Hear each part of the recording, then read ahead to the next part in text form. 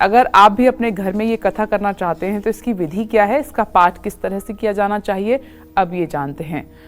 पंडित जी, पाठ और विधि के बारे में बताइए। देखिए, लगभग तो सारी बातें मैं बता चुका हूँ, एक बार फिर से सुन लीजिए। घर के ब्रह्म स्थान पर, ब्रह्म स्थान उसे कहते हैं जो घर का मध्य केंद्र बिंदु होता है, उसको कहते हैं ब्रह्म स्थान। घर के ब्रह्म स्थान पर केलों के पत्तों से एक मंडप बनाना चाहिए चौकी के ऊपर, और सत्यनारायण का जो विग्रह है या चित्र है और जो शालिग्राम की शिला है उसे रखना चाहिए। ये शालिग्राम की शिला पंडित जी लेकर के आते हैं। आपके घर में अगर नहीं होगी तो आपको घबराने की बात नहीं, ये पंडित जी की ड्यूटी है कि वो शालिग्राम की शिला लेकर आए।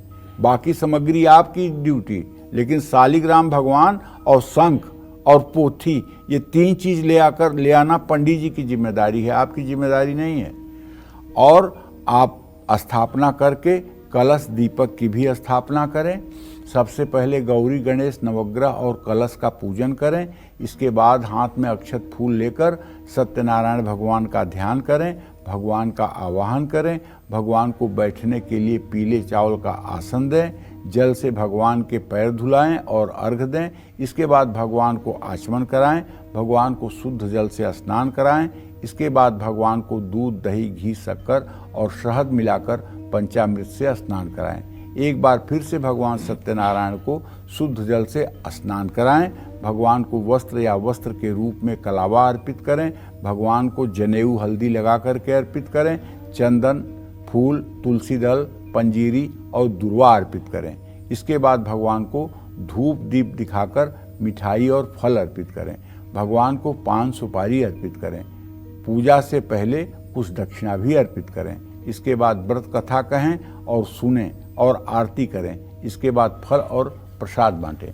और ब्राह्मणों को चाहिए एक बार जब सभी देवताओं की पूजा हो जाए तब शंख ध्वनि करें। एक बार जब पहला अध्याय समाप्त हो जाए तब शंख ध्वनि करें। एक बार दूसरे अध्याय के अंत में शंख ध्वनि करें। तीसरे अध्याय के अंत में शंख ध्वनि करें। चौथे अध्याय के अंत में शंख ध्वनि करें। 5वें अध्याय के अंत में शंख ध्वनि करें। और उसके बाद जब हवन हो जाए, आरती हो जाए, तब एक बार शंख ध्वनि करें। इस तरह से 7 बार भगवान सत्यनारायण की कथा में शंख ध्वनि होनी चाहिए। और जहाँ से भी आप शंख ध्वनि सुने, शंख ध्वनि सुनते ही आपको हाथ जोड़ लेना चाहिए और उस क्षण आपको अपने हृदय में भगवान विष्णु का ध्यान कर लेना चाहिए। इससे भी आपको पुण्य फल की प्राप्ति होगी। जय मां विंध्यवासिनी।